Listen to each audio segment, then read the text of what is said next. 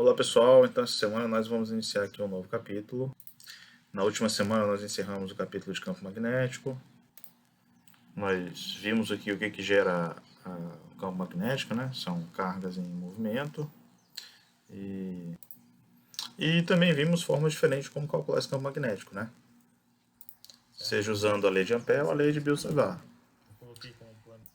Nós vamos dar sequência, né? Você pode observar aí que a imagem que está no plano de fundo é a imagem da usina hidrelétrica, né? De Itaipu. Ela é a segunda maior usina do mundo. E a ideia aqui por trás, né, por que eu estou usando essa imagem e falar de lei de Faraday-Lenz? Né? Lei de Faraday-Lenz, basicamente, a gente trata sobre os fenômenos de indução, certo? Então, é como você gera corrente elétrica, né? Em resumo aqui, né, vou falar depois, mas assim, em resumo é o seguinte, a variação de um campo magnético, né, sobre um fio condutor, ela gera uma fém nesse fio, beleza?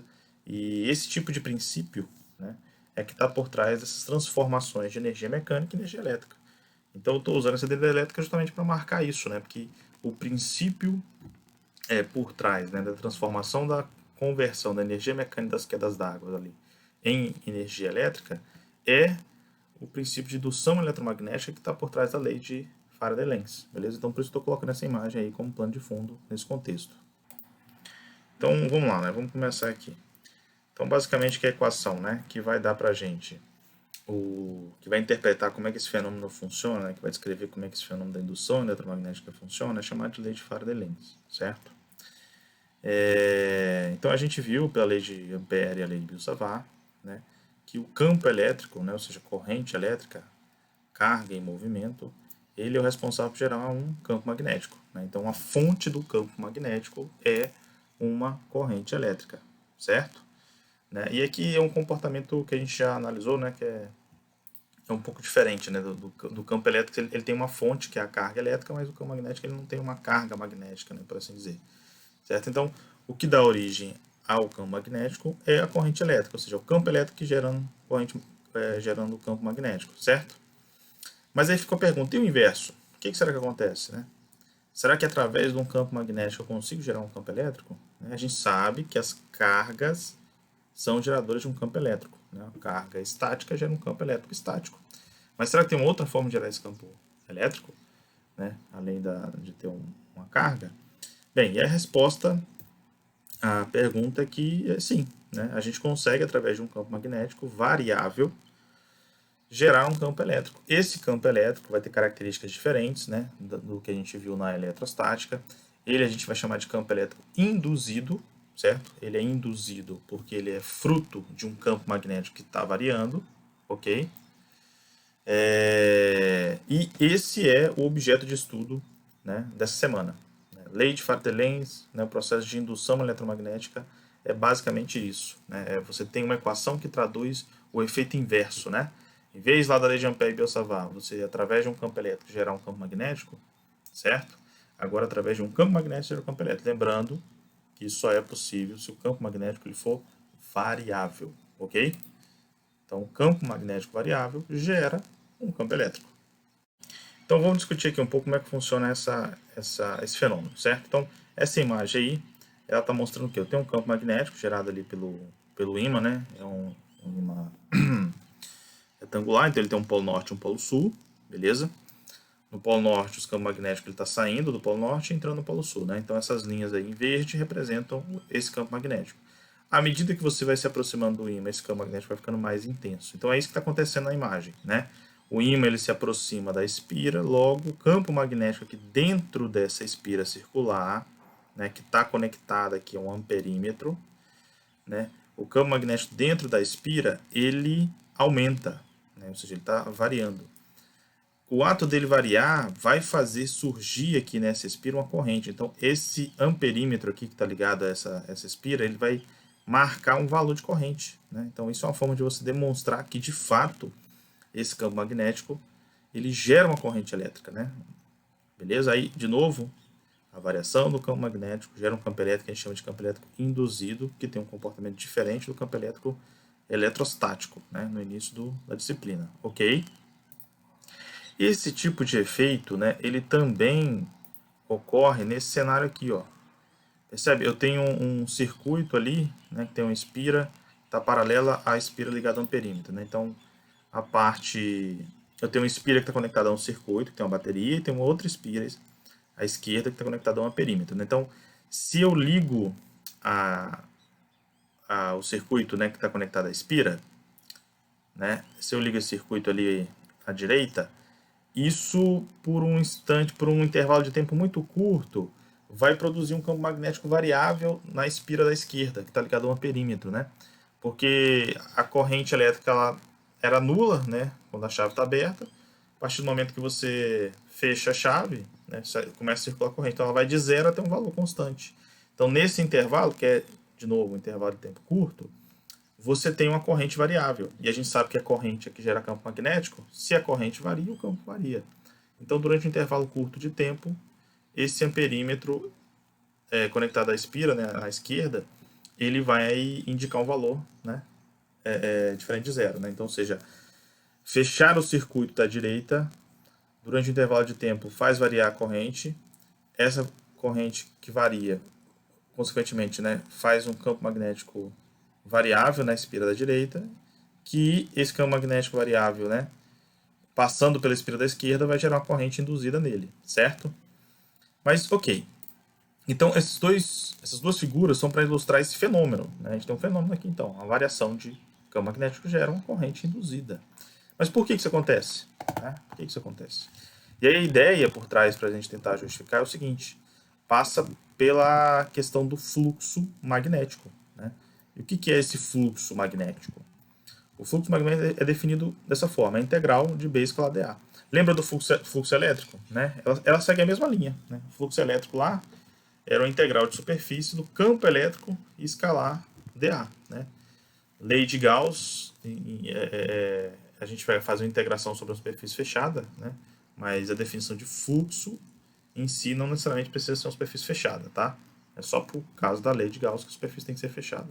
Então aqui, nota que o meu fluxo magnético agora, eu só troquei o campo E por B, beleza? Então isso define meu fluxo magnético. E aí, a unidade dele no sistema internacional é o Weber, né? Então, vamos seguir aqui. Só para encerrar, né? O Weber corresponde a 1 Tesla por metro quadrado, correto? Então, vamos lá. Seguindo aqui, né? Lei de Faraday-Lenz. Então, a ideia, como eu já disse para vocês, é um campo magnético variável induz uma corrente induzida, um campo elétrico induzido na espira, né? Então, se esse campo ficar constante, não tem corrente induzida. Então, você tem que ficar num processo de manter essa variação, né, desse fluxo magnético. Né? E aí, matematicamente, né, como é que a gente modela esse fenômeno? Né? Esse fenômeno é descrito por essa equação. Então, basicamente, como da esquerda a gente tem uma FEM induzida, né, a gente coloca esse termo induzida para dar a ideia da origem dela. Né? Não é uma origem química, não é uma origem, sei lá, de energia solar e tal. É uma origem que vem fruto de um campo magnético variável, de um fluxo magnético variável. Então, essa é a lei de Faraday-Lenz. Né? Então, à esquerda a gente tem aí essa fé induzida, significando o seguinte, ela surge a partir do momento que o fluxo magnético ele varia dentro de uma espira. Né? Então, essa derivada com relação ao tempo é justamente para indicar isso, né? Essa variação no tempo desse fluxo. Né? Se o meu fluxo magnético ele for constante, então quando você derivar ele vai ser zero, ou seja, não tem uma fé induzida. Então, necessariamente, para você ter uma fé induzida, para você ter uma corrente elétrica, né, passando pelo seu circuito, o seu fluxo magnético ele tem que ser variável. Tá? E aí, se a gente voltar para a equação de fluxo magnético, você vê lá que o fluxo é o quê? É a integral do campo escalar área. Então, você tem maneiras diferentes de variar esse fluxo. Né? Você pode estar aumentando ou diminuindo a intensidade do campo magnético, ou você pode estar aumentando ou diminuindo a área, certo? Isso são algumas sugestões, né? Em termos de geração de energia elétrica, né? O que você faz, na verdade, é pegar um ímã e ficar girando ele próximo à espira. Então, quando você gira esse ímã, ora ele está se aproximando da espira, ora ele está se afastando. Então, você fica constantemente fazendo esse campo magnético oscilar e, por sua vez, o fluxo magnético oscila e, como resultado, a gente tem uma fé induzida. Tá? Então, essa é a ideia geral, beleza? Esse sinal negativo que está na expressão ele é a interpretação que vem do Lenz, né? O Faraday, ele é um cara que ele não teve formação de nível superior, ele era um técnico de laboratório, né? E ele descobriu o princípio, né? Ele descobriu a ideia, ele descobriu o fenômeno em si, mas a matemática, né? Quem foi depois fazer a modelagem matemática desse fenômeno magnético, né? Foi o Maxwell, né? O Lenz, ele deu a contribuição da interpretação desse sinal negativo, né? O que significa esse sinal negativo ali na expressão? Ele significa o seguinte: a fé induzida que você vai criar na espira, né, a gente sabe que corrente elétrica gera campo magnético, perfeito? Então, essa fé induzida vai gerar uma corrente induzida na espira, que por sua vez também vai gerar um campo. Então, eu tenho um campo indutor, um campo externo à minha espira, né, indutor, que vai induzir, né, uma fé, e eu tenho um campo induzido, que é o campo magnético da própria espira, correto? Então tenha isso em mente, eu tenho dois campos aqui. Pela imagem aqui da direita você vai verificar o seguinte: eu tenho um campo indutor, é o campo do ímã, e eu também terei um campo induzido, que como a espira circular ali, ela vai estar passando corrente, ela também vai gerar um campo, certo? E aí como é que se dá a dinâmica de comportamento de interação entre esses campos, né? Indutor e induzido? O sinal negativo que indica. O que sinal negativo significa?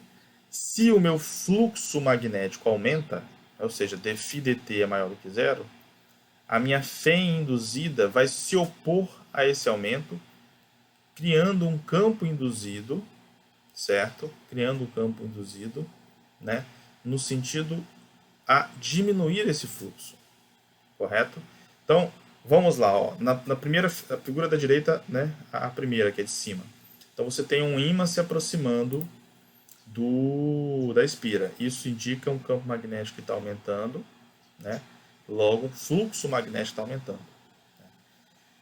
Em oposição a esse aumento do fluxo, a corrente elétrica na espira ela vai seguir esse caminho ali, ó, que é o sentido anti-horário, certo? Essa corrente no sentido anti-horário, se você usa a regra da mão direita para poder ver a direção do campo, você vai verificar que é um campo magnético que vai estar saindo da espira, vai ter a direção V ali, ó, tá apontado o vetorzinho V, beleza?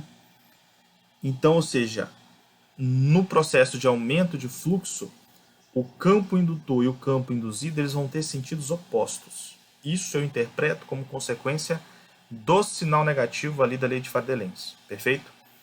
Na expressão de baixo, por sua vez, né, eu tenho um ímã que está se afastando da espira. Perceba o seguinte, a figura está indicando o seguinte, o ímã está parado, a espira que se afasta, mas não ia fazer diferença se a espira tivesse parado e o ímã que se afasta, tudo bem? Então, de uma maneira geral, na figura de baixo, eu tenho um campo magnético que está se afastando da espira, tá? E isso vai colocar o quê? Um fluxo magnético que está diminuindo, ou seja, o meu dφdt é menor do que zero. Então, o meu dφdt sendo menor do que zero, esse negativo com o negativo da expressão vai me dar uma fé induzida maior do que zero. Então, em oposição a essa diminuição do fluxo, a corrente elétrica na minha espira de baixo vai agora girar no sentido horário, como está representado na figura. Essa espira girando no sentido horário, ela faz o quê? Ela gera um campo magnético apontando na mesma direção que o campo magnético indutor. Ok? Então, de novo, num processo de diminuição de fluxo magnético sobre a espira, campo indutor e campo induzido vão apontar a mesma direção. Em resumo, o sinal negativo indica o seguinte: quando o fluxo magnético aumenta, a espira vai gerar um campo magnético para diminuí-lo. Quando o fluxo magnético diminui, a espira vai gerar um campo magnético de maneira a aumentar. Então, o sinal negativo ele indica o seguinte: é a oposição à variação, né?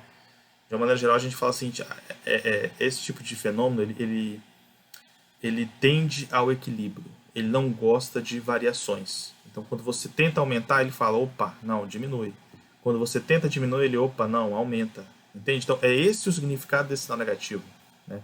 É essa a interpretação que ele dá para o fenômeno. Tudo bem? Beleza, galera. Então, isso é a introdução, né, dessa primeira temática. Eu espero que você tenha entendido. Caso contrário, né, você pode me procurar, tirar dúvidas aí.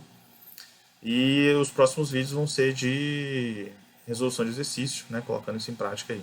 Valeu, abraço, até mais.